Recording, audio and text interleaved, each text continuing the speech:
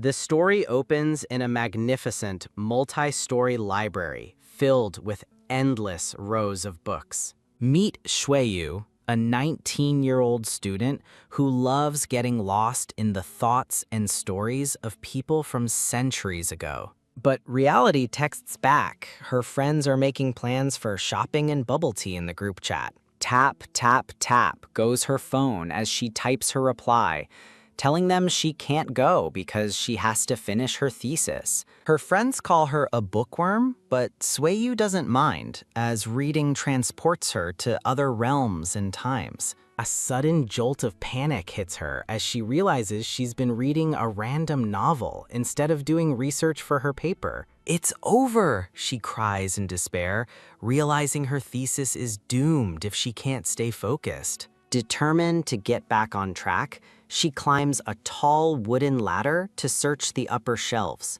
Her hand finds a beautifully ornate red book whose title mentions a fantastical place, the Elven Kingdom. Intrigued, she wonders if she's found a mysterious classical novel about a time-honored ancient kingdom. The book introduces King Chano, a celebrated ruler who united the Elven Kingdom, but was also known as a fearsome dictator. This king was Chanoa Jean Reinhardt, a ruler renowned for his remarkable achievements, but also for his profound disdain for women. Under his reign, women were stripped of all public roles and confined to their homes, their accomplishments systematically erased. The king was obsessed with having a male heir, but his concubines only bore daughters, even as an oracle foretold the queen's child would bring the kingdom glory. Lost in the dramatic tale, her foot suddenly slips on the ladder's rung.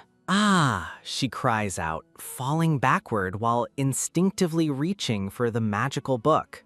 In a flash of light, she's transported into the story itself, standing in the royal palace and wondering how it all feels so real.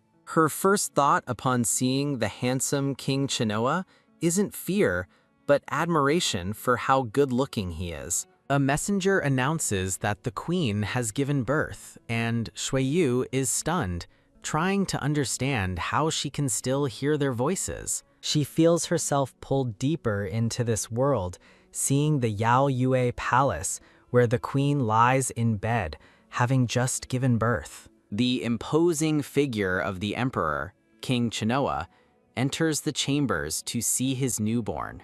The queen presents their female child, and Shuiyu has a terrifying realization.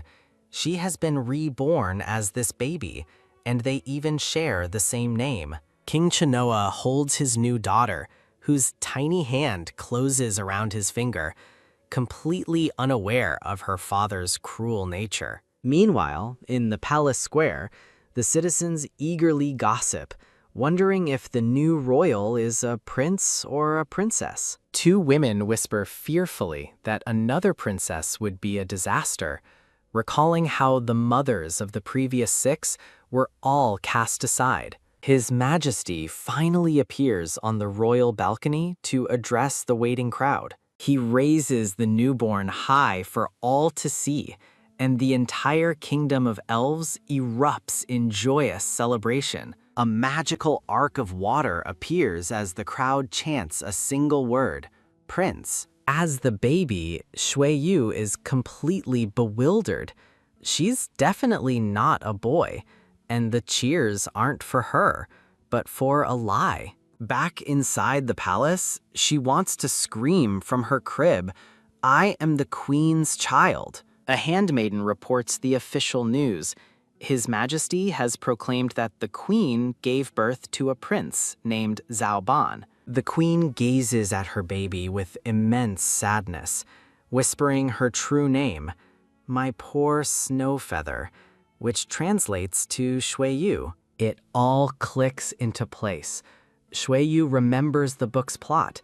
The king was a scoundrel who, desperate for a son, passed off his brother's child as his own. To safeguard the secret, the boy's true birth mother was executed without hesitation, and a spell silenced all who knew the truth. Trapped in a baby's body, Shueyu realizes she's living through the story's tragic events and desperately wants it to be a nightmare she can wake from. As she panics, she remembers her previous life as an orphan who yearned for nothing more than a complete family. A painful memory surfaces of her as a lonely little girl, clutching a stuffed rabbit and calling for her mom and dad. She recalls a rare happy moment with her parents, wondering if it was greedy of her to wish for that again in this life. The king's icy words, "another daughter," cut through her thoughts, cementing the grim reality that she's trapped. She resigns herself to her fate as her new father looks down on her, dismissing her as another fragile daughter. Her only thought, "I swear, he better not be a pervert." Wah, wah, wah. She cries out from a sharp pinch, reflecting on how ignorant she was when this all began. The king, looking utterly bored, gives a chilling command. Bring in the dazzling showpiece. An elderly woman enters, carrying another infanta, sleeping baby boy, with a pacifier.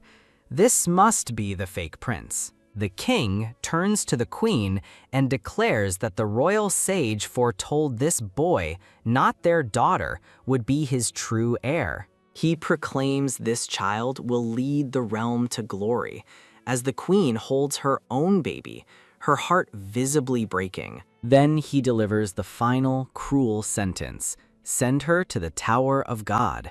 Baby Shueyu is frozen in terror.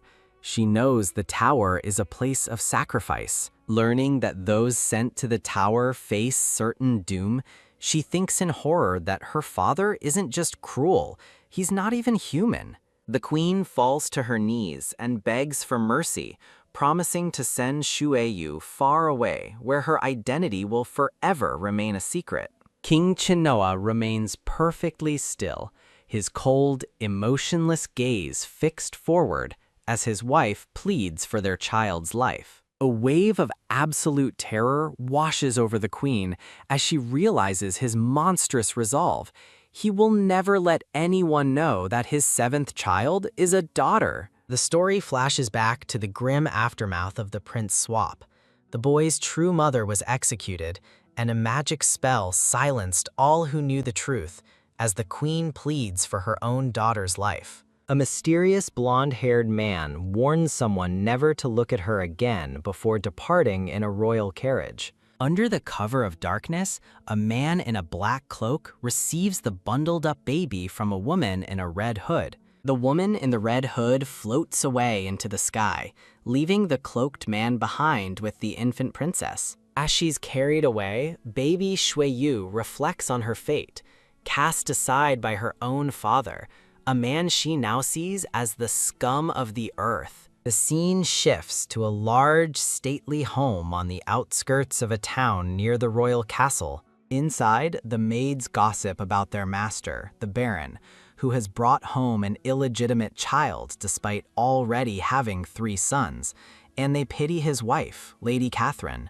Elsewhere in the house, Lady Catherine sits at her vanity while a man stands stoically behind her. She sighs with resignation, seeing the whole affair as the sad fate of a tormented soul, saying, "That's just how the cookie crumbles." Suddenly, a young gray-haired boy named Anar bursts into a room, struggling against the maids trying to restrain him. Identified as 12-year-old Arnal Vale, the Baron's second son, he angrily demands to know if the rumors are true. Lady Catherine reprimands Arnal, telling him he's not a child anymore and shouldn't be so reckless. The eldest son, 15-year-old Muriel Vale, arrives to take his brother away, followed by the mischievous 4-year-old Avery Vale, as their father, 50-year-old Baron Velvet, calls them all together. Baron Velvet solemnly announces that he has something important to tell them all. He leads his family to a bassinet and reveals their newest family member, a little sister. The baby is introduced as Yuki Vale, leaving her new family stunned as she looks up at them with a pacifier in her mouth. Baron Velvet insists that his sons must get along with their new sister, but Arnal explodes, furious that his father would bring home another woman's child.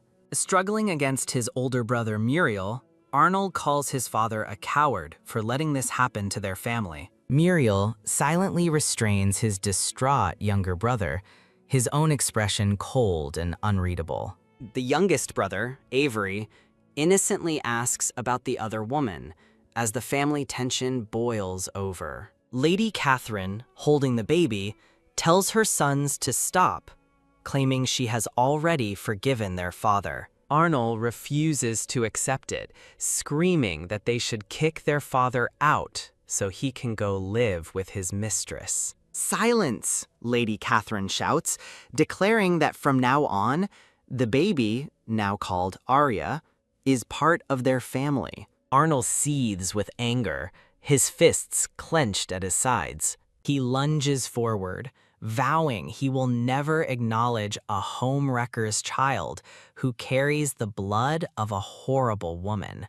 Baby Arya, oblivious to the drama, just babbles cutely. As Arnold storms out, Lady Catherine tells Muriel to follow him and prevent him from doing anything reckless. Muriel quietly agrees, his face set in a grim expression. As he leaves, Muriel casts a cold, lingering glare back at baby Arya. Arya shivers from the chilling look, realizing her new brothers will be a tough crowd.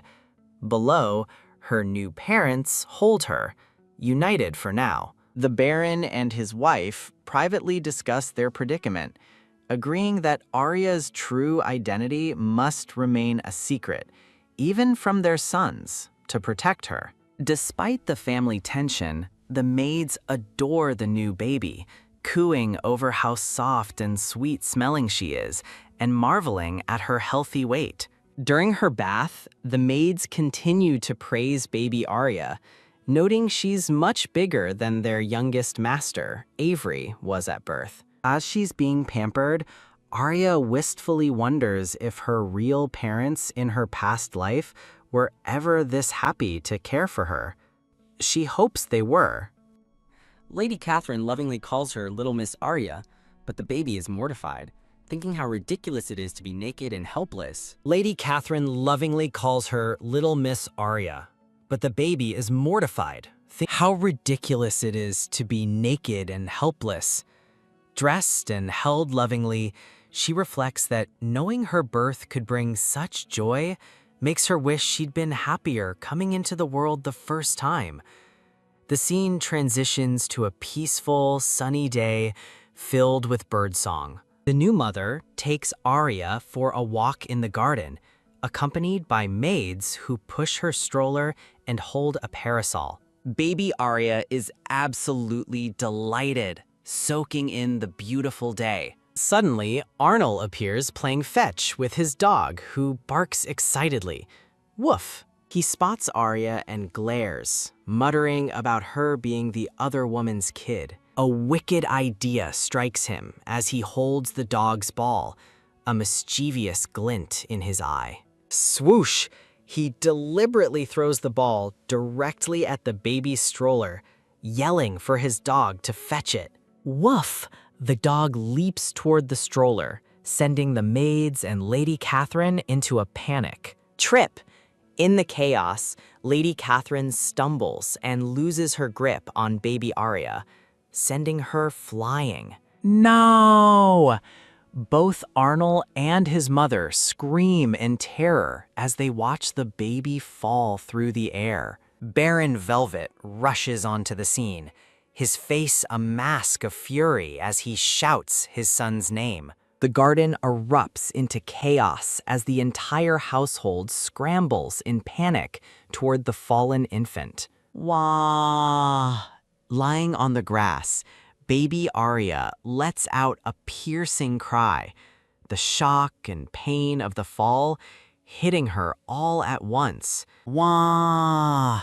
Lady Catherine quickly scoops her up, trying to soothe the wailing, terrified baby. The maids panic, spotting a big knot on the crying baby's head and fearing the worst. Baron Velvet rushes to his daughter's side, anxiously asking if she's all right. With tears streaming down her face, Arya thinks about how much her head hurts. A doctor confirms that Miss Arya is perfectly fine, needing only a bit of ointment for some scrapes. The entire Vale family gathers around Arya's crib, their faces etched with worry. Lady Catherine furiously scolds her son Arnold for his recklessness, asking what would have happened if Arya or his dog, Lucky, had been seriously hurt. Baron Velvet joins in, his voice filled with rage as he declares he's mortified to call Arnold his son. His father's ominous shadow falls over him as he's grounded for 3 months and ordered to apologize. Clench. Arnold's fists tighten in silent fury. His older brother Muriel looks down on him with contempt, calling him an idiot. Lady Catherine orders Arnold to stop dawdling and get over to his sister immediately. But little Avery whispers a secret to Arnold, warning him that the new girl is a witch he shouldn't cross. Muriel's eyes narrow suspiciously as he demands to know how his little brother knows that. Me? Avery plays dumb, shaking his head and insisting he didn't do a thing. Muriel isn't buying it and hoists Avery up, sternly warning him about the trouble he'll be in for using dark magic on people. Avery protests it was just a tiny dark magic spell, but then reveals Arya is completely immune, which to him is solid proof she's a witch. Muriel's expression turns ice cold, and Avery immediately starts begging for mercy. Meanwhile, a reluctant Arnold stands stiffly over his new sister's crib. Arya babbles up at him, thinking back on how everyone was so frantic and worried about her. She recalls the look of pure terror on Arnold's face as she fell, and realizes she was the only one who saw his genuine anxiety. She understands now he never meant to truly hurt her. He just wanted to teach the outsider a lesson. With a dazzling, happy smile, Arya reaches out and babbles the word brother. Arnold is completely blindsided by her cuteness, his cheeks flushing red. Overwhelmed and flustered, he waves his hands in a panic. Her tiny hand reaches out, beckoning him closer. As their fingers are about to touch, a magical sparkle fills the air. Hold! He gently takes her little hand in his. Their parents watch from afar, relieved that Arnold was just being impulsive and is already getting along with his new sister. His heart flutters, and he thinks that despite everything, she's just a little kid. Arya smiles brightly, trying to tell him she's fine and not upset with him at all. Looking up at him lovingly, she declares that he's her favorite. It's a critical hit. Arnold is utterly defeated by her charm, thinking she's unbelievably cute. As Arnold fawns over the baby with hearts in his eyes, Avery grumbles to Muriel that she seems way too mature for a newborn. Muriel coolly retorts that Avery himself is far too mature for a 4-year-old. Later, Arnold carefully peeks into his mother's room, asking if he can come in. Swagger. He walks in confidently to find Lady Catherine giving Arya a bottle. Excited, he rushes over to the crib just as his mother is putting the baby down to sleep. Lady Catherine tells him Arya is about to nap and suggests he leave for now. But Arnold complains that he's grounded and can't leave, whispering to himself about how much this baby sleeps. He scoops the sleeping infant into his arms, declaring he wants to play with her. Nearby, his dog lies alone with its ball, letting out a lonely little woof. Lady Catherine relents, telling Arnold to stay with Arya while she rests and to make sure the baby is safe. As she leaves, she thinks happily that her son is finally growing up, but Arya's inner voice hints that this might be a terrible idea.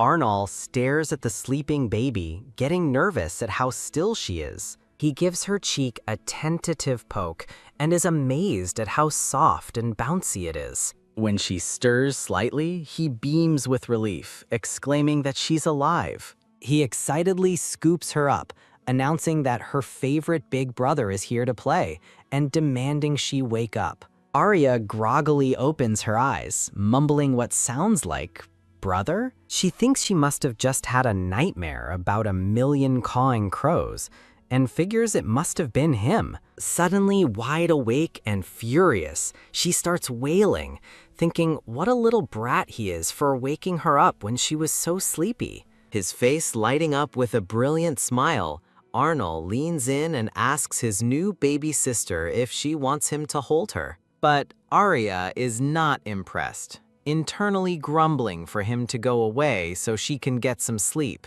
Tremble.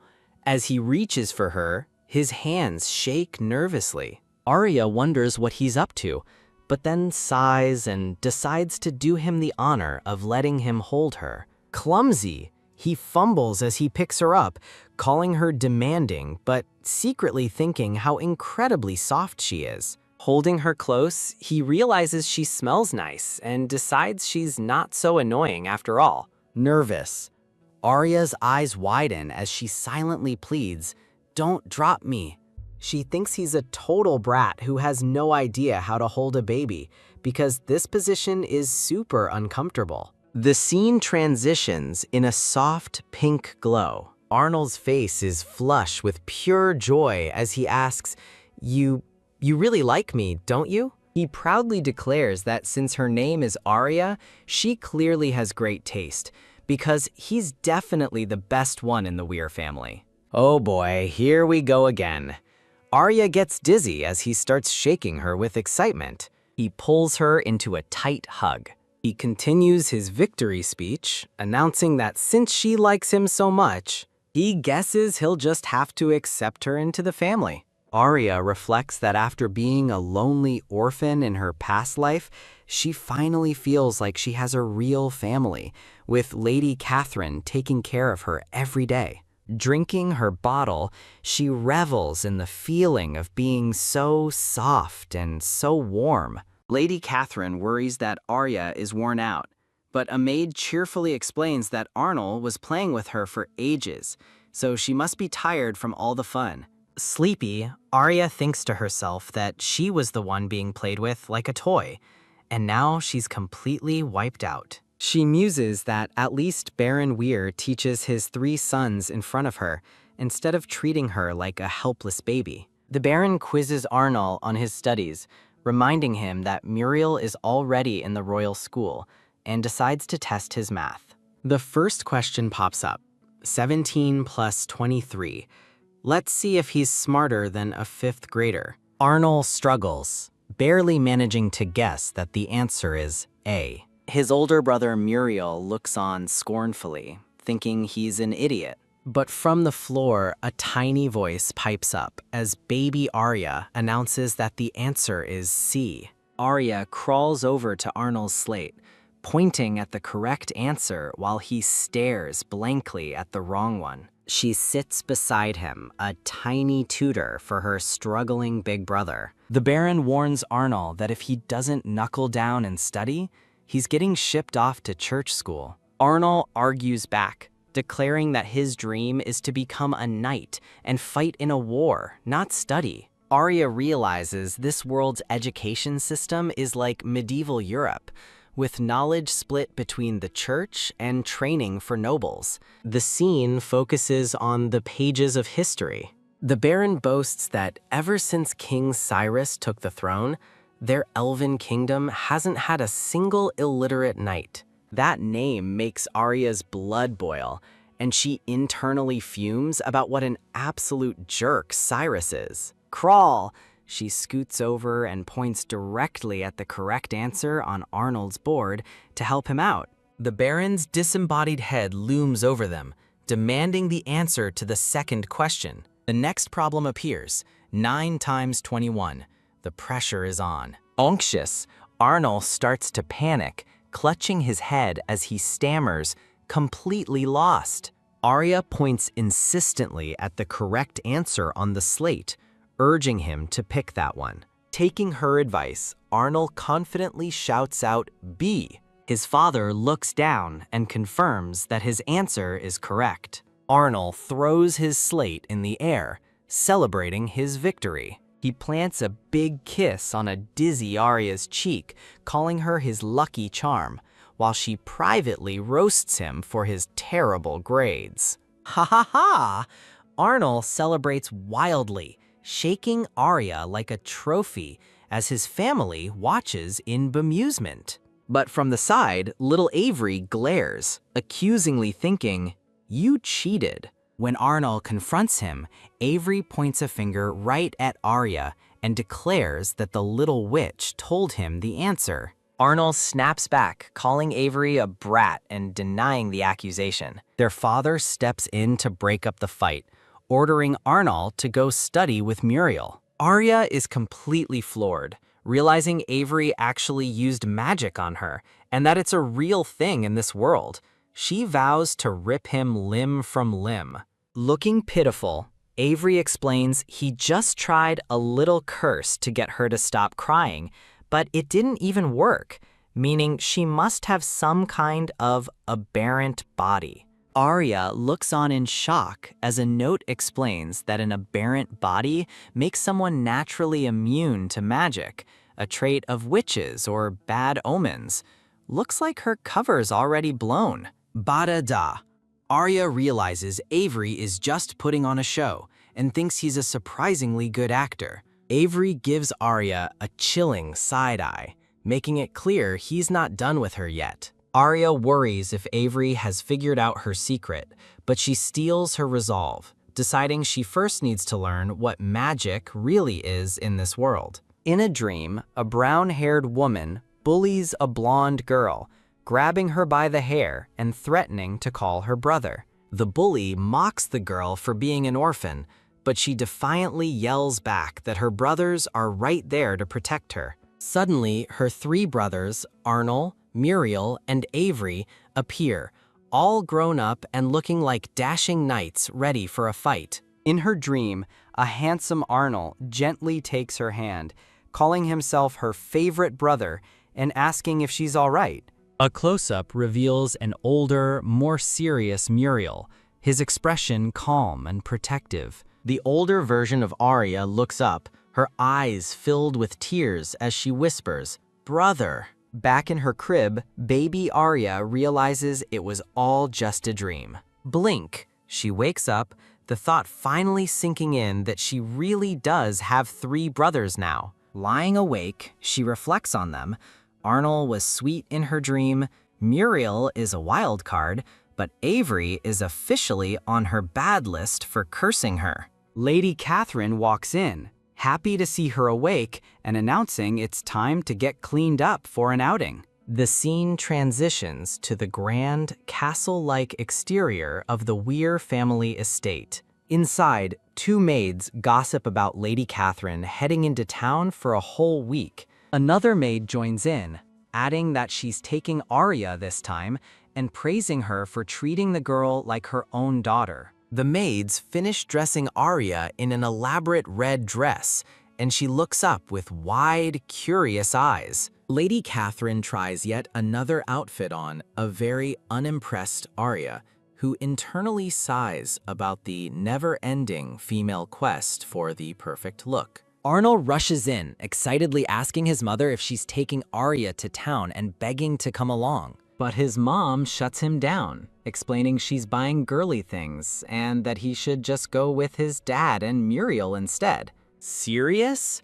Arnold dramatically clutches his shirt, wailing that Arya will cry for days without him around to keep her company. He confidently volunteers to go with them, and soon they're in a bustling town square, as Lady Catherine jokes that Arnold must have driven Arya bonkers by now. Held in her mother's arms, Arya looks around in awe, marveling at the bustling city of her new world. Her eyes scan the impressive stone buildings that line the streets. The architecture reminds her of Dubrovnik, and she notices a grand cathedral, realizing the people here are religious. A procession of priests in ornate robes makes its way through the crowded street. Cuddled against her mother, Arya wonders what magic is and if everyone here can use it. Lady Catherine points out Arnold's favorite dessert spot, You Look Elf, suggesting they get treats for everyone.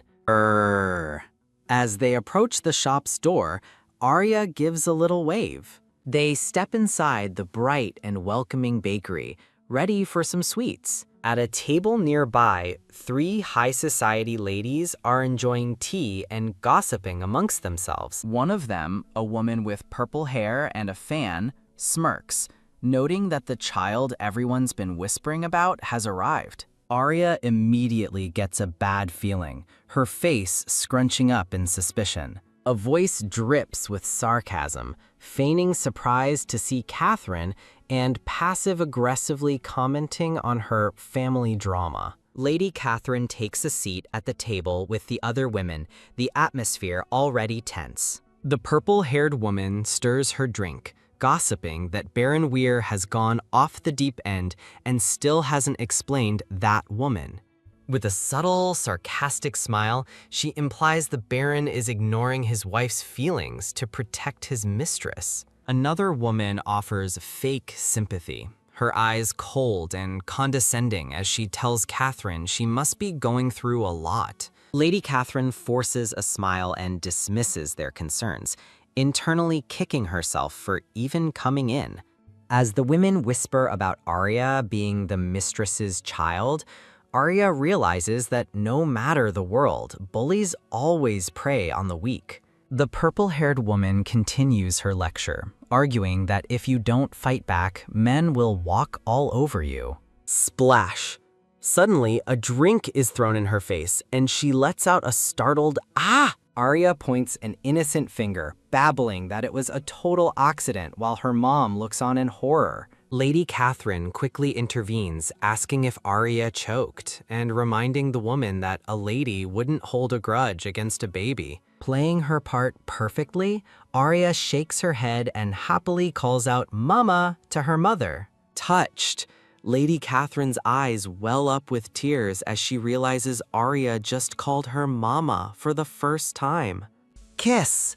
Arya seals the deal with a sweet kiss on her mother's cheek. The 3 gossiping women are left completely speechless by the heartwarming display. Lady Catherine beams, proudly telling the women that Arya is closer to her than her own children and never throws a fit.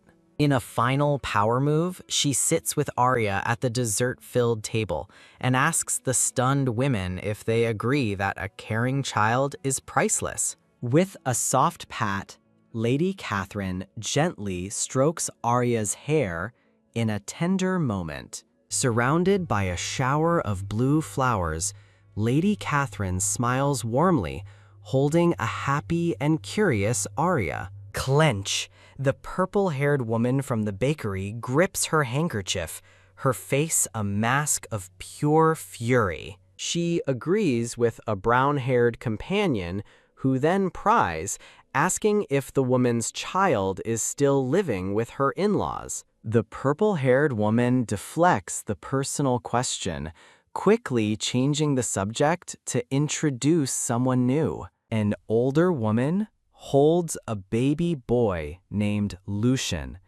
explaining that her sister was hand-picked by Her Majesty to be the little prince's maid, and the king seems to like her, too. The sister in question, a pretty woman with brown hair, sits demurely at a table, saying that they are very honored. But she confides that her sister faces serious struggles, revealing that the last maid was executed for unknown reasons, and the palace staff is replaced every 6 months.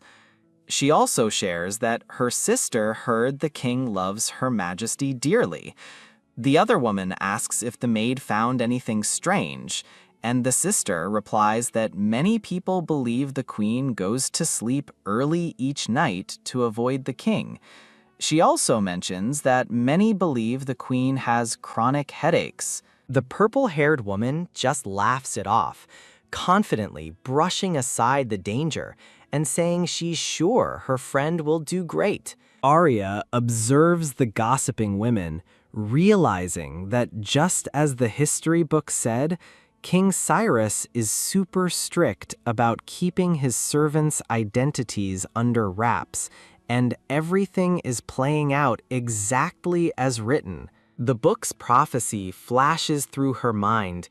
The Weir family gave her a peaceful childhood, but once she was discovered to be a normal person without magic, Cyrus and Lucian found her, and her life became an inescapable tragedy. Like a helpless puppet on strings, she was completely at their mercy. Arya's eyes narrow with determination as she realizes she knows far too little to be the master of her own fate in this world. Suddenly, she has a brilliant idea, exclaiming, "That's it!" In a bustling bookstore, she spots her target, a book titled A Beginner's Guide to Magic, while her mother wonders how Muriel could possibly finish the long list of books he wants. Arya reaches out from her mother's arms, excitedly babbling that she wants that one magic book. Lady Catherine picks up the book for her, playfully asking how a baby who can't even read could possibly like books. Arya gives her mom the cutest thank you ever, hugging the book with a huge, happy smile. Flicker. Back at the mansion, Lady Catherine and the maids have laid out a collection of toys for Arya, a tradition to see what she'll choose as her darling. Crawl. She makes a beeline right past all the dolls and rattles. The maids and Lady Catherine watch with bated breath, excited to see what her first pick will be. Hold! She triumphantly grabs the prize she's been after all along, A Beginner's Guide to Magic. She's completely engrossed, already flipping through the pages like a tiny scholar. Lady Catherine beams with pride, telling the maids she knew it was Arya's favorite, recounting how the baby practically demanded it back at the bookstore. The maids are completely floored by her intelligence, wondering if she's the literal embodiment of wisdom. As she reads, Arya is shocked to find that even though the language is totally different from her world, she can somehow understand it perfectly. The book explains the two main theories of magic. One believes a god scattered power that can be unlocked with spells, while the other suggests the world is a tapestry of elements that magic spots automatically channel. This second theory states that people with the right physical constitution can create a magical resonance using spells. Arya gets the gist. If you want to master magic, you have to learn the spells. Just like anything else, you've got to start with the basics before moving on to the complex stuff. Clack. A maid tries to get her attention with a cute bee rattle, but Arya is completely unimpressed. With another clack, she glares at the toy, thinking, "Leave me alone." She hates the lack of independence that comes with being a baby. Her attention shifts across the room, where her brother Muriel is sitting quietly and reading a book. He looks the picture of scholarly elegance, lost in his reading by a sunny window. A close-up reveals his cool, aloof expression as he focuses on the text. A wave of jealousy hits Arya as she envies the freedom of being grown up, thinking no one would ever dare mess with Muriel. That night, the entire family gathers for a formal dinner in the grand hall. Lady Catherine worries that Arya is skipping her naps to read all the time, asking herself how a baby can even read. At the other end of the table, Avery whispers to his brother that he told him so. Arya is totally a witch, and her sweet look is a complete act. While Avery whispers, Muriel remains calm, and Arnold looks fierce, ready to defend his little sister. The Baron smiles warmly, commenting on how fast kids grow up and that he's looking forward to seeing it. Click! Suddenly, the lights go out, plunging the room into darkness as Arnold screams that the place is haunted. While Lady Catherine scolds Arnold for being a scaredy cat and a maid reassures Arya, Avery teases his brother, prompting Arnold to snap back before their father tells them to light some candles. Lady Catherine comforts Arya, who is surprisingly calm, simply thinking to herself that even this world has power outages. Whoosh! A small, bright flame suddenly erupts in the darkness. The flame is coming from Muriel, who calmly holds a swirling ball of fire in the palm of his hand. Swoosh! The fire expands into a majestic, glowing phoenix that soars through the dining hall, illuminating everyone at the table. Arya stares in wonder, reaching a tiny hand toward the flames as she realizes what she's witnessing. Overcome with excitement, she reaches for the fiery bird and joyfully exclaims, "Magic!" Whoosh! The fire phoenix swoops past the walls, magically lighting all the candles in the sconces. The dining hall is bathed in the brilliant light of the fire phoenix, illuminating the entire family as they sit around the table. The whole family, from the Baron and Lady Catherine to Arnold and even baby Avery, stares with curious wonder at the magical display. With a smirk, Muriel unleashes the majestic fiery bird, his name echoing in the awe-filled silence. Knock. Later, Muriel is engrossed in a book by the window when a sudden knock breaks his concentration. He opens the door to find the hallway completely empty, leaving him puzzled. Looking down, he finds Arya on the floor, staring up at him with keen, curious eyes. Muriel complains to his mother that Arya is constantly zooming around underfoot, saying he's almost tripped over her multiple times while she happily waves in the background.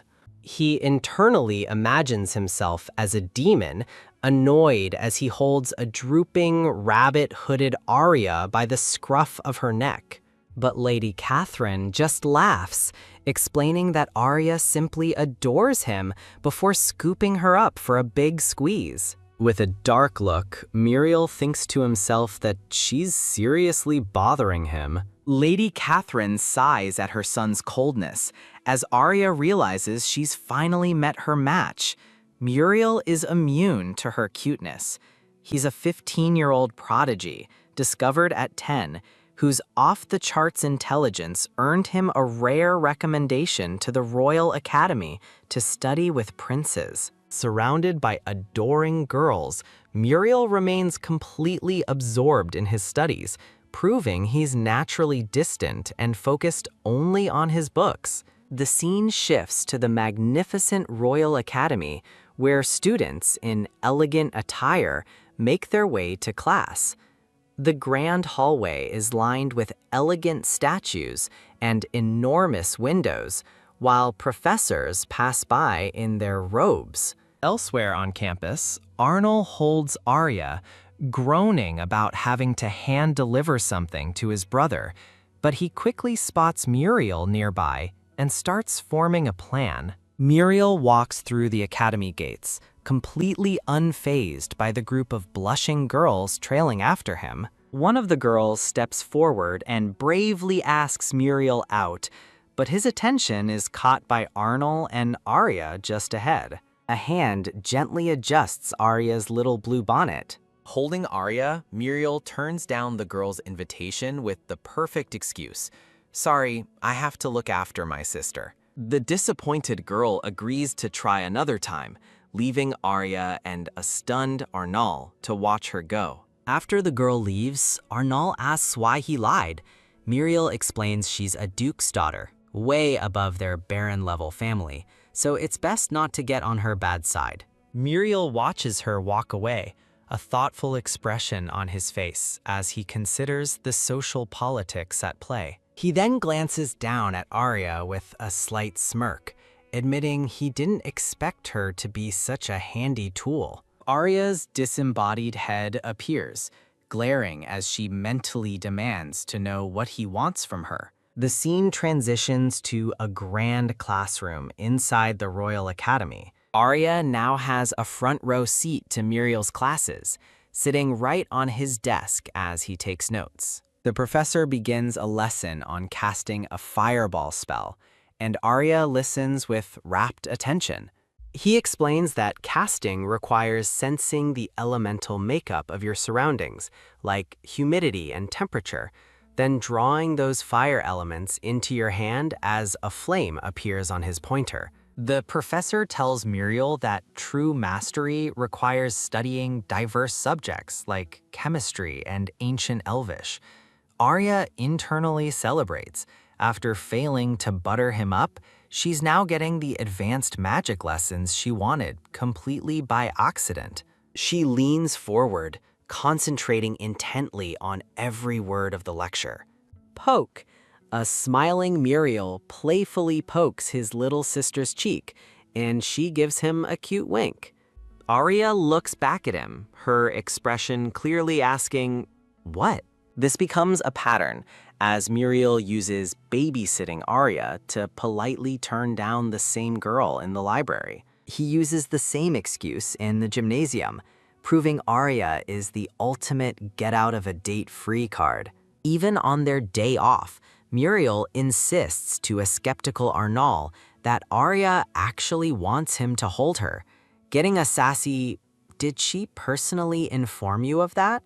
in reply. Arnold puffs out his cheeks and mutters, "Jerk," while Arya looks on with her pacifier, the perfect little accomplice. 5 years later, a letter is being penned to Your Majesty, reporting that the little princess Arya is thriving, bright, warm, friendly, and charming everyone she meets. The letter continues, describing how she loves nothing more than sitting peacefully beside Muriel, both of them lost in their books. It also mentions her energetic side, happily running and playing outside with Arnold and a dog. The letter, signed by the Weir family, attributes her virtues to the Majesty's bloodline and expresses hope for a reunion.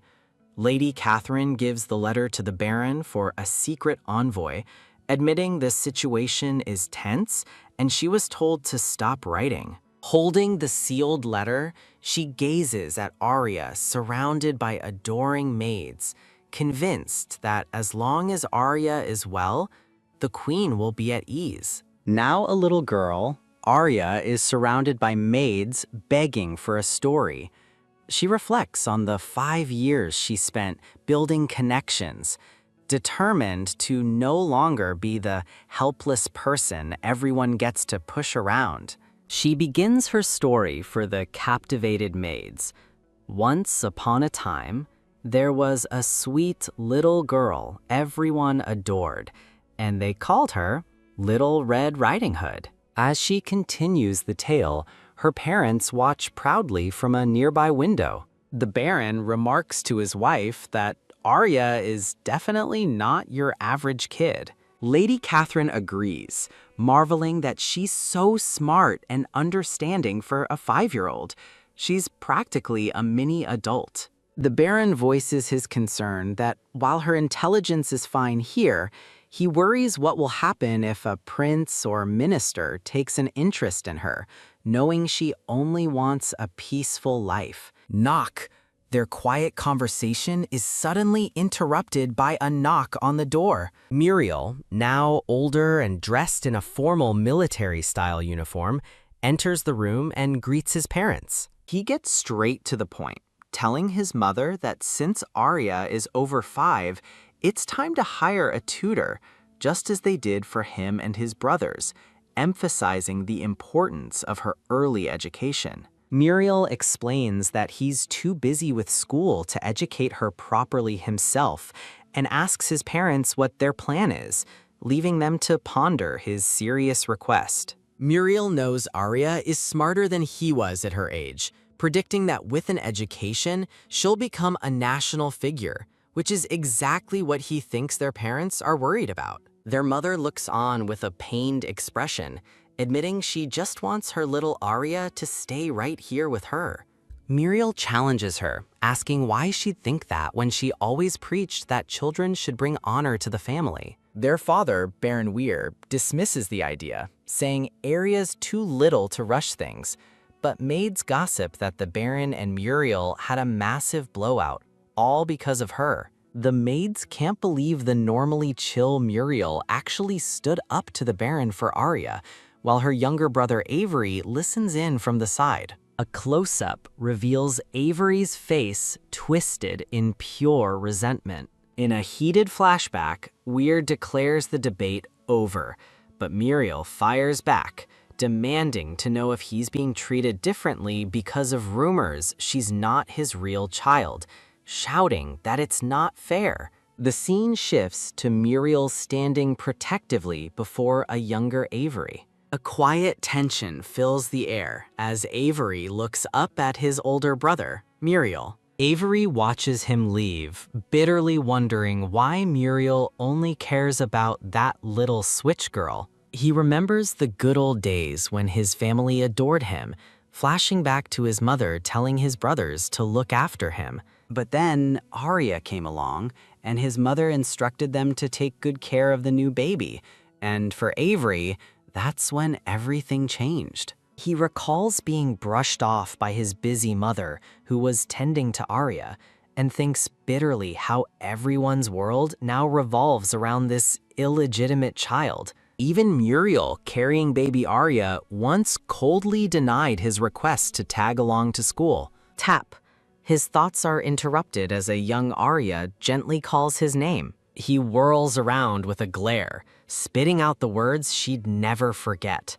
"I'll never accept you." Shocked, Arya's world freezes, her eyes wide with hurt. Back in the present, Arya sighs, realizing you can't win them all and that Avery's grudge against her, the illegitimate child, has only gotten worse because of Muriel. Russell.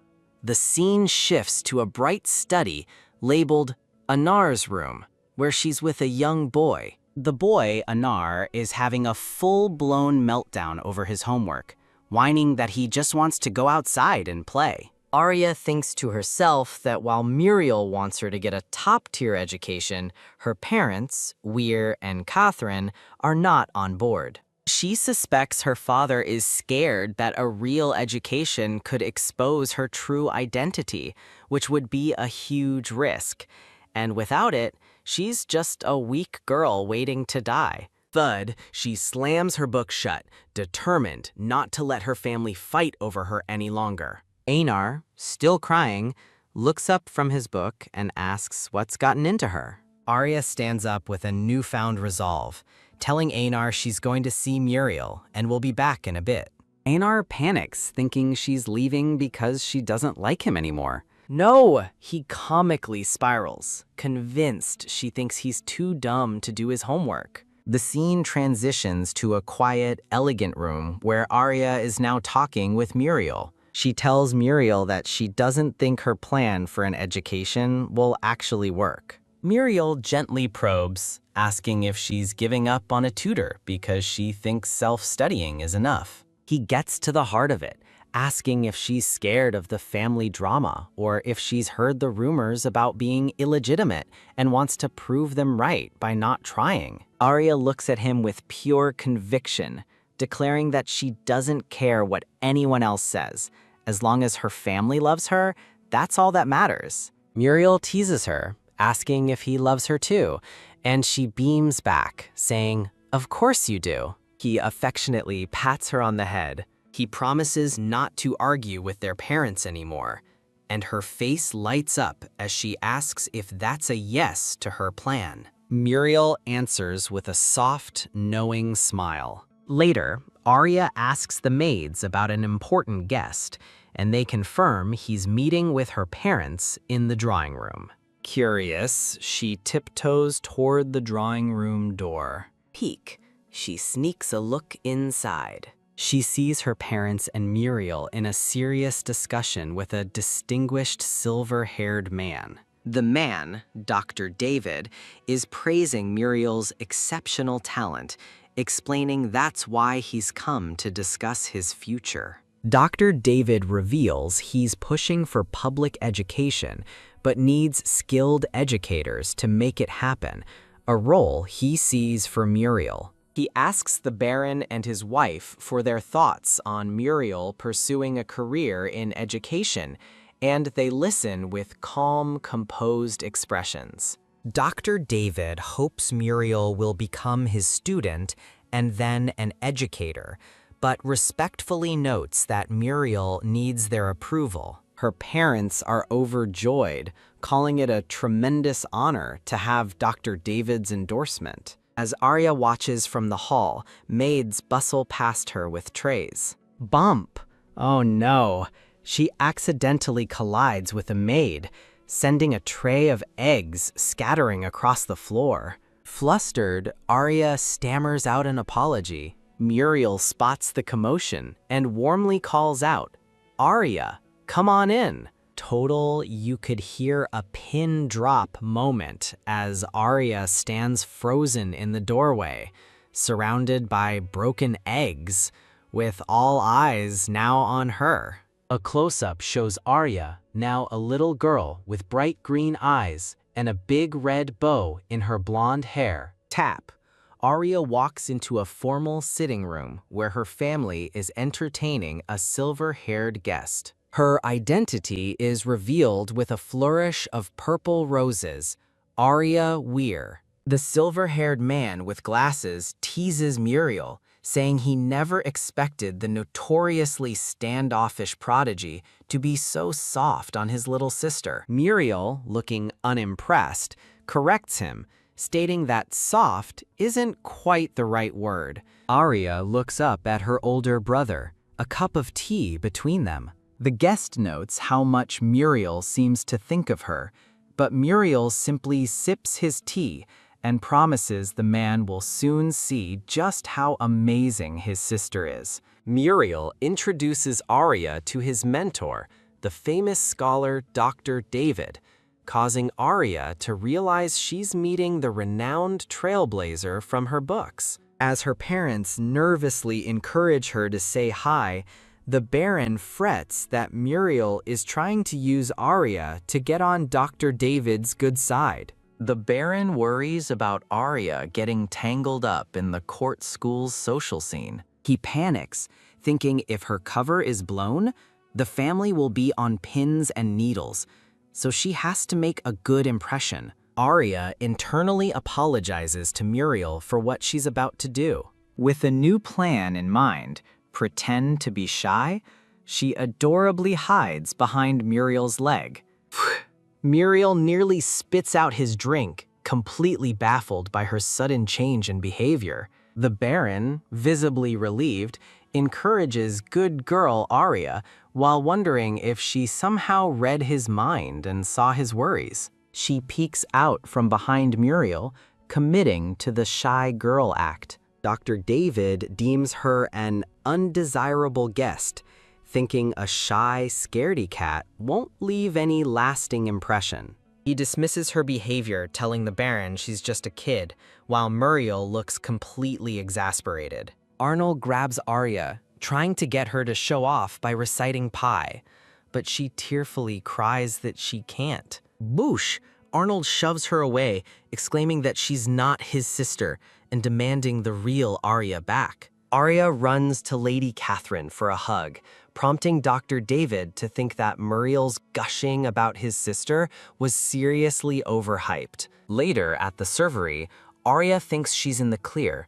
Dr. David won't pay her any mind, and her parents can finally relax. But her calm is shattered when she hears them mention the Queen, her birth mother who she hasn't seen since she was born. Lady Catherine praises Arya's cleverness, and Arya decides it's safe to just listen in on their conversation. The Baron boasts about His Majesty's strategic brilliance in quelling rebellions and uniting different peoples. While Muriel agrees the king is an unstoppable force, Dr. David counters that it's Her Majesty's gentle touch that truly stabilizes his reign. The men continue to praise Queen Elida, mentioning a famous poem the celebrated poet Hyde wrote for her. Without thinking, Arya recites the poem aloud, leaving her father in stunned silence.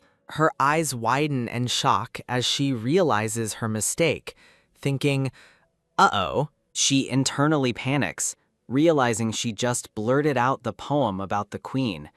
This is bad. Clap. A pair of hands applauds as Dr. David says, "Very well." Muriel looks on in disbelief as Dr. David leans in and asks the little kiddo how she knows that poem. Out of options, Arya quickly improvises a story about hearing a bard sing it once, and the poem just stuck with her. Holding a sealed letter, a delighted Dr. David announces they've found the perfect person for an invitation. He explains to the Baron that if Her Majesty finds out a 5-year-old knows a poem dedicated to her, it would be quite the event. Holding the invitation, Arya asks if she can go, but her father hesitates, calling the court banquet a gamble even if the queen is hosting. The Baron realizes it's been 5 years since the queen last saw Arya, and this might be their only chance for a reunion. He gratefully accepts the honor from Dr. David, who tells them to get ready for an audience with Her Majesty the Queen. The entire family is shown kneeling before the throne. Preparations for the royal banquet begin as maids bustle around with elegant dresses, hats, and jewelry. Lady Catherine presents a beaming Arya with a beautiful new pink dress and hat, telling her this is all thanks to her. Overcome with emotion, Lady Catherine tears up, saying their family is finally attending a court banquet after being ignored for 20 years, while Arya worries her mother is forgetting the dangers of the palace. Avery, now a young boy, complains that a plain top hat just doesn't do justice to his incredibly handsome face. An etiquette teacher instructs Muriel on the proper hand-kissing ritual for greeting the queen at the banquet. The entire household is busy, bustling with preparations for the grand event. Amidst the chaos, Avery remains completely unperturbed. Dressed in her new outfit, Arya approaches her little brother, calling out his name. With a sweet smile, she reminds him that she's the one inviting him and asks for a small favor. Ugh, no thanks. Avery flatly rejects her request. Arya puffs her cheeks in annoyance, wondering why this kid has to be so difficult. A boy with light brown hair looks annoyed, thinking he doesn't even want to go, while the little girl behind him wonders if it would hurt to just check it out. The scene shifts to the opulent royal palace, where a silver-haired man humbly begs His Majesty the King to consider his proposal. The king scoffs at the idea, questioning if commoners and royalty should really receive the same education, while the man argues that while royals have a special lineage, God created everyone. The scholar passionately argues that even commoners can have extraordinary gifts, citing a student whose talent surpasses his own, and insists that public education will strengthen the entire kingdom. The king sighs, realizing the man just wants him to sign the Public Education Act, and cynically wonders if the old-timers in Parliament will even pass it. Having secured his main goal, the scholar adds that he has one more small favor to ask. A sharp glint appears in the king's intense green eyes. The scholar explains that his star student has a brilliant little sister who, unfortunately, can't go to school. The king glares down from his throne, skeptically asking if the scholar is trying to pull some strings for a mere girl. The man insists this child is special, able to recite obscure poems at just 5 years old, and pleads with the king to make an exception for her. He adds that she comes from a good family, the 4th daughter of the Weir household, a family known for its military achievements. A file is opened, revealing an adorable picture of the little girl, Arya. Unimpressed, the king cuts him off with a curt, "All right, I get it. You're dismissed." The king watches silently from his window as the silver-haired man walks away from the palace. Dump! Thud! He angrily throws the girl's files straight into the trash can. The scene transitions to the grand royal palace banquet hall, buzzing with finely dressed nobles. Arya arrives with her family, and a small arrow points out that even her resentful brother Avery showed up after all. Gazing at the magnificent hall, Arya feels a sense of awe and familiarity, wondering if the faint scent in the air belongs to the queen. A flashback to her mother holding her as a baby surfaces as she thinks, "Mom, I'm back," after 5 long years. The party is in full swing, with guests mingling and enjoying wine near a towering cake. 2 blue-haired boys are absolutely thrilled, amazed by the sheer number of nobles and even guests from alien races they've never seen before. A group of foreign dignitaries chat amongst themselves, while a handsome blonde man observes them coolly. He takes a sip of his drink, thinking this is just the typical political maneuvering used to keep vassals in line. He continues his inner monologue, crediting the kingdom's prosperity to the queen's noble family and the king's military victories, all while ladies swoon over him nearby. A couple discusses the queen's absence due to illness, with the woman noting sadly that Arya won't get to see Her Majesty tonight. She clasps her hands, hoping for the queen's speedy recovery, as Arya stands amidst the crowd, a little overwhelmed. Tugging on her father's coat, Arya announces she needs the restroom and insists she's old enough to go by herself. Walking alone, she recalls that in her past life, she never saw the queen again after birth, realizing her return has already changed the timeline. With renewed hope, she thinks to herself that she really wants to see her mom this time. She suddenly realizes she has no idea where she is, having wandered into a completely unfamiliar part of the gardens. She tears up, lamenting her one fatal flaw from her past life, being hopelessly directionally challenged. Whoosh! She looks around frantically, but there's not a single person in sight to ask for help. Tremble. Her dress shakes as she stands frozen with anxiety on the empty stone path. Rustle!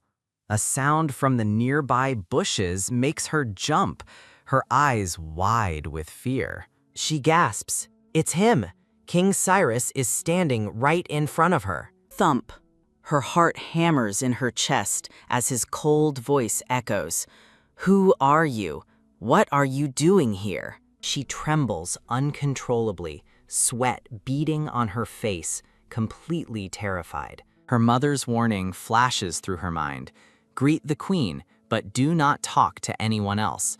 A promise she's about to break. A thorny, menacing aura seems to emanate from the king. He stands there, a towering and intimidating figure in his royal uniform. Shocked, Arya's eyes widen in pure, unadulterated terror. Her fight or flight kicks in, and she chooses flight, immediately turning to run. As she sprints away, she panics, thinking, "Oh no, it's that huge jerk, Cyrus." She knows if he catches her, she's absolutely toast. But her escape route leads her straight into a group of royal guards. Talk about bad luck. Before she can swerve, a guard snatches her by the arm, stopping her dead in her tracks. The scene briefly pans up to the sky and trees, a moment of dreadful suspense. The guard lifts her and presents her directly to King Cyrus, like a cat offering its owner a mouse. Busted. The king now holds the tiny girl, who looks like a captured kitten in his arms. Staring up at his face from mere inches away, Arya is paralyzed with shock. A blonde man with piercing green eyes and a cold expression appears, dressed in a regal red uniform. Arya is instantly filled with dread, thinking he's giving off terrifying vibes, like a demon cloaked in a dark, crackling aura. The man kneels down before frightened Arya, his royal guards standing at attention behind him. "Back off!" 2 guards suddenly grab her, accusing her of trespassing in the royal palace and disturbing the king. Oh no, she thinks, her eyes wide with terror as she realizes just how much trouble she's in. They roughly seize her arms as she cries out, pleading for them to stop. She desperately reaches out to the man in red, but he keeps his back turned, ignoring her pleas. With a chillingly calm expression, he issues a single terrifying order: kill her. It's game over. As she collapses in shock, he coldly asks who she is and if she can even speak. Trembling, she stares up at him, her mind screaming at her to snap out of it. Pure terror sets in as she wonders if this is it. Is he actually going to kill her? Clenching her dress, she tries to convince herself he doesn't know her identity, but she can't stop shaking. He looks down with contempt, questioning her look of sympathy before flatly dismissing it. A cruel smile plays on his lips as he calls her disgusting, a poor little thing, scared, helpless, like a homeless stray. The comparison stings as an image of a sad, abandoned puppy flashes beside her. He orders a guard to find out where she came from, only to be told the queen is hosting a banquet and she might be a guest. The guard offers to handle the situation, assuring him it was just an accident, while Arya continues to tremble. No need, the man says coolly, ordering them to just send her back, and his guard immediately agrees. He stands cloaked in power, an imposing and unfeeling figure against a backdrop of cosmic machinery. His cruel words, like some homeless stray, echo in her mind, a painful reminder of her past helplessness. Outside the banquet hall, the guards deliver Arya to the entrance, instructing a maid to take her inside. She's led into the glittering hall, looking tiny and overwhelmed amongst the crowd of nobles. The party guests immediately start whispering, wondering whose child she is and what a sight she makes. A woman notes she's with the king's guards and calls her lucky, but Arya scoffs internally. Lucky I wasn't killed, you mean? As the guards turn and leave, Arya watches them go, the immediate danger finally over. Tab. She hears a familiar voice call her name and turns to see her worried parents. Her mother pulls her into a tight hug, frantic with worry. Arya quickly explains she got lost and the guards brought her back. Lady Catherine quickly ushers her inside, telling her just how worried everyone has been. Holding her mother's hand, Arya breathes a silent sigh of relief, thinking she really dodged a bullet that time. Chirp. The next morning, bright sunlight streams through a window. Arya lies wide awake in bed, having been ordered to stay put and rest. Her mind replays the terrifying encounter with the cold-hearted man from the day before. She sits up abruptly, completely annoyed that seeing that guy again has ruined her mood. Meanwhile, Lady Catherine and Arya's 3 brothers are gathered for a quiet family breakfast. Her mother looks concerned, noticing that Arya seems unusually distant and not her bubbly self. Muriel asks if his sister is still in bed, and their mother confirms she's resting, but should be up soon. Muriel's brow furrows with worry. It's not like Arya to stay in bed, and he wonders if she's catching something. Avery, her younger brother, chimes in with a less conventional diagnosis. Maybe she's been possessed. Smack! His mother yanks his hair and scolds him for the ridiculous suggestion as he yelps in pain. Muriel can't shake his concern, wondering who exactly his little sister could have run into at the palace. He hopes it was someone friendly. The scene shifts back to the royal palace, where the man in red sits alone at his grand desk. He sits in pensive silence, his expression completely unreadable. With a decisive flick of his pen, he strikes a line through a document before him. Swoosh! A stack of documents magically flies into his hand, and on top is a file with Arya's picture. It's a photo of a smiling, bright-eyed Arya, looking happy and completely innocent. His eyes narrow in recognition. It's her, he thinks coldly, that pathetic little stray. Knock. The scene changes to the principal's office, where Dr. David is hard at work. Click, the door opens and Muriel enters, asking his mentor if he needed to see him. Dr. David looks up with a warm smile, announcing he has some good news for him. He reveals that after pulling some serious strings, the king has finally relented. Arya is getting a chance to attend the royal primary school. Muriel is overjoyed, thanking Dr. David for the fantastic news. But Dr. David adjusts his monocle, telling him to hold his horses and not get too excited just yet. There's a catch. Arya must pass an interview with His Majesty the King to be enrolled, leaving her completely stunned. Pat! Muriel gives his little sister an encouraging pat on the head, congratulating her on the opportunity. But Arya looks down, her expression filled with worry, clearly not sharing her brother's optimism. The scene shifts to the grand royal court, where Dr. David kneels before the king and his council. Thud! One council member slams the table, calling Dr. David's proposal for commoner schools ridiculous, while another questions why commoners even need an education.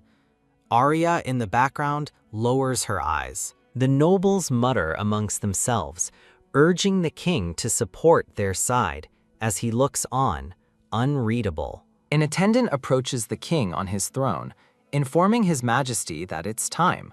In a vast, empty hall, two maids lead Arya inside, telling her to wait there until she's called. The maids depart, leaving Arya to watch them go, now completely alone. Gulp. She swallows hard, realizing she has to face the king's interview all by herself in this massive palace. 10 minutes pass, and her nerves are shot. She's officially freaked out and wishes Muriel were by her side. She wonders if anyone is even coming, unaware that the king and his attendant are watching from above, with the king denying the attendant's suggestion to call a maid for her. Arya tries to put on a brave face, but the king sees right through it, noting that she's definitely fearful. Distracted for a moment, she's captivated by a beautiful curtain, reaching out to touch the exquisite fabric. Stop! She quickly pulls her hand back, hoping no one witnessed her momentary lapse in composure. The king muses that her fear also reveals she's sensitive and thoughtful.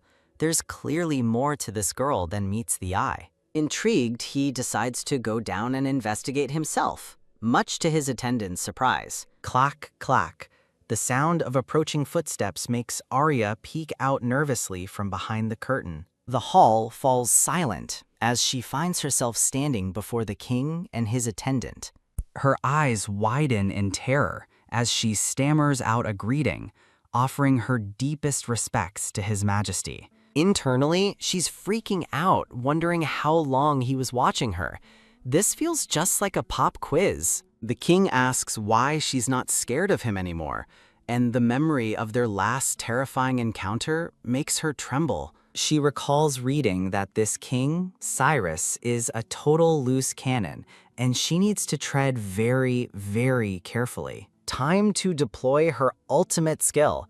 Buttering people up is always the best way out. She claims she wasn't scared of him before, just of the unknown, hoping her heavy-handed compliments will save her from punishment. King Cyrus looks down with a skeptical smirk, unconvinced by her story. While his attendant knows she's faking, Cyrus finds her response familiar. It reminds him of his younger self, as she continues to call him respectable. He recalls using the same tactics to handle the previous ruler, before cutting to the chase. "Do you want to go to the royal primary school?" He turns his back on her, a regal and imposing figure standing before a sunlit archway. Arya's mind races. The royal school is a huge risk, but it's also her only path to becoming a powerful magician and seizing control of her own destiny. The thought of the king's gaze still terrifies her, but she resolves to face it head-on. A knowing smile plays on the king's lips. He knows she was lying through her teeth, and he seems to approve. Later, they sit at an outdoor table, and Arya can't believe she's having tea with this big jerk. He cuts through the silence, asking why she wants to go to school. He points out that she's only a little kid and questions why she'd waste her time studying. She's stumped, clutching her teacup with no answer ready. The king correctly guesses she's ignoring her background to aim high, so she pivots back to flattery, quoting her brother Muriel's praise of the king's greatness. She lays it on thick, describing him as the most impressive king in history, conjuring an image of him as a divine, all-knowing scholar. Fired up, she clenches her fists, her over-the-top performance causing the maids and attendant to giggle in the background. Thinking of Avery's confidence, she adds that she thinks His Majesty is super cool too, earning an unimpressed glare from the king. Taking a sip from his golden goblet, King Cyrus changes the subject, asking about her brother Muriel. She proudly explains that Muriel was handpicked by the prime scholar, and for a moment, she thinks this guy might not be so scary after all. He pulls her onto his lap, reminding her this is an interview, and asking what her special talent is. She panics, realizing this is her one chance to impress him, and some basic magic trick just isn't going to cut it. Ding! A brilliant idea pops into her head. "Your Majesty," she declares confidently, "I can recite pi to 100 decimal places.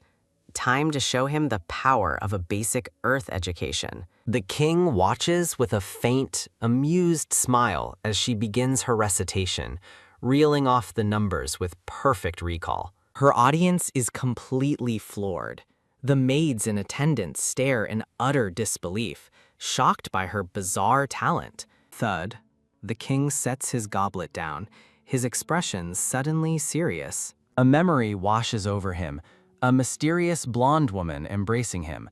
Here we go again, he thinks, recognizing this strange feeling as Arya watches him, confused. Fuming, the king abruptly turns away, ordering someone to get her out of the palace as Arya watches in total confusion. As two maids escort the bewildered Arya away, the king watches them go, his face an unreadable mask. His attendant approaches with concern, timidly addressing the silent king. The attendant thinks to himself that Arya's recitation was flawless. He even used identification magic to verify it, calling her truly remarkable. Glare, the king shoots a menacing look at his attendant, who breaks out in a nervous sweat. The maids whisper among themselves, wondering why the king is so upset, and recalling that only his elder sister could recite pi with such incredible memory, speculating he must be reminded of her. The attendant stands by awkwardly, unable to say a word as the maids continue to gossip. The scene shifts to a peaceful view of a sunlit garden and greenhouse. As she's escorted to her carriage, Arya looks back at the palace, her mind racing with one worried thought. Did I mess up? Silence. The king stands alone in the vast, empty hall until his attendant cautiously calls out to him. Swoosh! In a flash of light, the king summons a gleaming sword into his hand. "Get out!" he roars, brandishing the sword as the maids below look up in absolute terror. Outside, the palace guests gossip about the king's sudden rage, commenting on the little girl's serious nerve and wondering how this will all turn out. Arya reflects on the agonizing week she just endured, relieved that King Cyrus, at least, didn't punish her family. Her brother Muriel explains to her that Dr. David's invitation included many academic bigwigs, and since she hasn't traveled much, this is a good opportunity. Arya's mother gently cups her face, asking if she's scared, but Arya smiles, reassuring her that with Muriel, everything will be just fine. She believes Muriel arranged this trip with Dr. David not for some special topic, but as a clever way to help her relax after the ordeal. Their father questions Muriel about the invitation, but Muriel explains that since Dr. David is a royal favorite, he doubts the king is truly mad at Arya. Her younger brother Avery scolds her for getting the family in hot water, but his rant is cut short when Muriel appears behind him, asking if he's still running his mouth, prompting Avery to immediately back down. Clack! As their carriage rolls along, Muriel gently asks his sister if she's still upset about the king's interview. Arya sits quietly beside her brother inside the ornate carriage, lost in thought. She reminds herself that Muriel planned this entire trip for her sake, and she can't let him see her worry. Trying to explain, she says the king's face just darkened before he left, looking upset. "Pat!" Muriel pats her head, comforting her that Dr. David's tutoring is just as good as the royal school. He continues to reassure her, adding that His Majesty has always been unpredictable, and she shouldn't take it to heart. Snap! Arya is shocked he'd say that out loud, but Muriel just glances around, noting that no one else is there to hear them. Fuming, she complains about how infuriating the king is, but Muriel reminds her that being the first person he's ever personally interviewed is an impressive feat on its own. Hug. Touched by his kindness, Arya throws her arms around him, thinking her mood is instantly lifted, almost like he knows healing magic. Their carriage arrives at the magnificent Earl of Devonshire's castle, where a voice calls out, "Muriel, Arya, I'm so glad you're here." Dr. David greets them warmly, telling Muriel to relax and look around, joking that he has plenty of work for him to do. Arya gazes at the beautiful estate in awe, realizing this is the home of the super famous scholar, Dr. David. Just then, a mysterious cloaked figure on a white horse approaches the entrance. Muriel spots the imposing figure and quietly suggests to the person beside him that they should go around. But the cloaked man is none other than King Cyrus, who smirks coldly. Since when does the king step aside for anyone?